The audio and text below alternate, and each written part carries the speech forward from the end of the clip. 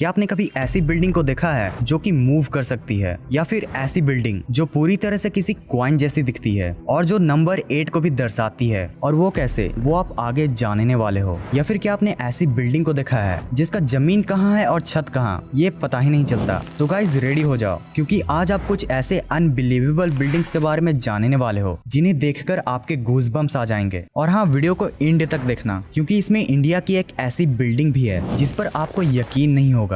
Number 1, आपने आज तक बहुत से बिल्डिंग्स को देखा होगा, मगर अब आप जिस बिल्डिंग को देखने वाले हो ना, वो लिटरली आपको अमेज्ड कर देगा। आप जरा इस बिल्डिंग को देखिए, जो कि एक कॉइन जैसा दिखता है। इस 33 मंजिले बिल्डिंग को चाइनीज जेड डिस्क से इंस्पायर्ड होकर बनाया गया है। ये इतना यूनिक है कि गोंजों सिटी में लोग इसे लैंडमार्क की तरह यूज करते हैं। इस बिल्डिंग को बनाने वाले आर्किटेक्ट जोसेफ को इस बिल्डिंग की इंस्पिरेशन तब मिली थी जब वो एक चाइनीज म्यूजियम में जेड डिस्क को देखे थे। और भाई लोग, इस बिल्डिंग का सबसे मस्त नजारा तो तब सामने आता है जब पर्ल रिवर में इसके रिफ्लेक्शन से 8 डिजिट नंबर का फॉर्मेशन होता है, जिसे चाइनीज लकी नंबर के रूप में भी जाना जाता है। नंबर 2, चलिए इतने अमेजिंग बिल्डिंग के बाद मैं आपको एक ऐसा अनबिलीवेबल बिल्डिंग को दिखाता हूँ जो कि मूव कर सकता है। यस गाइस, संघाई में प्रेजेंट द फॉन्सन फाउंडेशन एक काइनेटिक बिल्डिंग है जिसमें इन पाइप जैसे रॉड्स को पर्दे की तरह यूज किया जाता है। और अभी आप जिस फुटेज को देख रहे हो वो तो फास्ट फॉरवर्ड फुटेज है। रियल टाइम में ये रॉड्स स्लोली मूव करते हैं। इन 3 लेयर्स ऑफ कर्टेन को बिल्डिंग के चारों फ्लोर्स में घुमाया जाता है। इस अमेजिंग बिल्डिंग में बहुत से स्पेशल इवेंट के लिए बहुत बड़ा स्पेस भी है, जिसे संघाई में टाइम टू टाइम यूज भी किया जाता है। नंबर 3,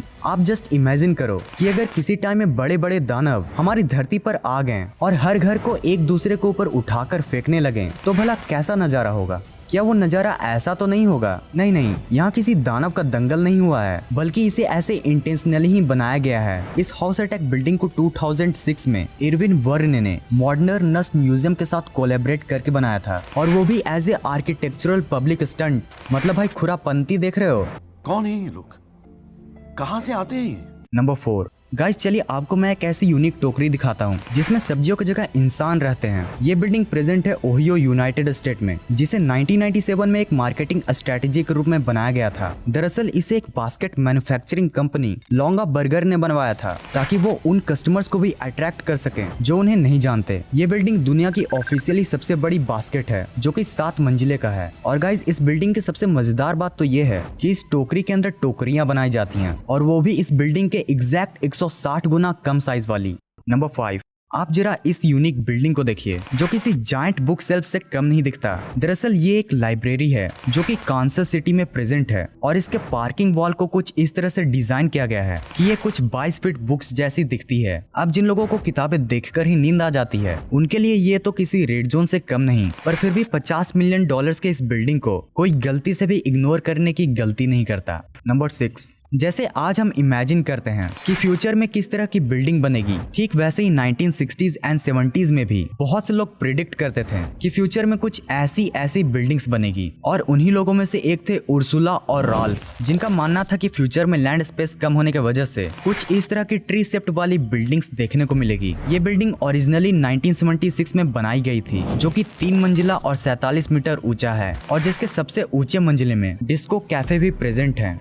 नंबर 7, चलिए गाइज अब मैं एक ऐसी बिल्डिंग दिखाता हूँ जिसको देखकर आप सोच में पड़ जाओगे कि भाई इस बिल्डिंग को बनाया गया था या फिर बिगाड़ा गया था। मिलिए वंडर वर्क्स से, जो कि यूनाइटेड स्टेट्स में प्रेजेंट है। ये एक म्यूजियम है जिसे एड्यूटेनमेंट के बेसिस पर डिजाइन किया गया है। मतलब कि इस बिल्डिंग में आपको चीजों को तो सिखाया जाएगा, पर कुछ अनोखे अंदाज में। ये लिटरली साइंस लवर्स के लिए जन्नत से कम नहीं है, क्योंकि इस म्यूजियम में प्रोफेसर वंडर के 1, 2 या फिर 3 रिसर्च पेपर्स नहीं है, बल्कि कई ऐसे सीक्रेट रिसर्च मटेरियल्स हैं जिसके बारे में बहुत कम ही लोग जानते हैं। इस बिल्डिंग के बारे में एक काल्पनिक कहानी भी है कि एक बार किसी सुनसान आइलैंड में प्रोफेसर वंडर अपना मैनमेड टोर्नेडो को टेस्ट कर रहे थे कि तभी उनका एक्सपेरिमेंट फेल हो जाता है, और उस रिमोट आइलैंड से ये लैब यूएसए में आकर कुछ इस तरह से उल्टा गिर जाता है। नंबर 8, अगर आपको वियर्ड बिल्डिंग्स में इंटरेस्ट है ना, और वो भी स्काई स्क्रैपर्स वाली, तो ये टर्निंग टॉर्सो बिल्डिंग सिर्फ आप ही के लिए है, क्योंकि ये बिल्डिंग यूनिक होने के साथ साथ स्वीडन की सबसे ऊंची बिल्डिंग भी है, जिसकी हाइट 190 मीटर है। इस 54 मंजिले बिल्डिंग को स्पेनिश आर्किटेक्ट सैंटियागो कैलाट्रोवा ने एक व्हाइट मार्बल स्कल्पचर, जिसका नाम भी ट्विस्टिंग टॉर्सो था, उससे इंस्पायर्ड होकर बनाया है। इस टावर को टोटल 9 सेगमेंट्स में बांटा गया है, जिसमें टॉप मोस्ट सेगमेंट में ग्राउंड सेगमेंट से 90 डिग्री का एंगल बनता है, इस बिल्डिंग में ऑफिस,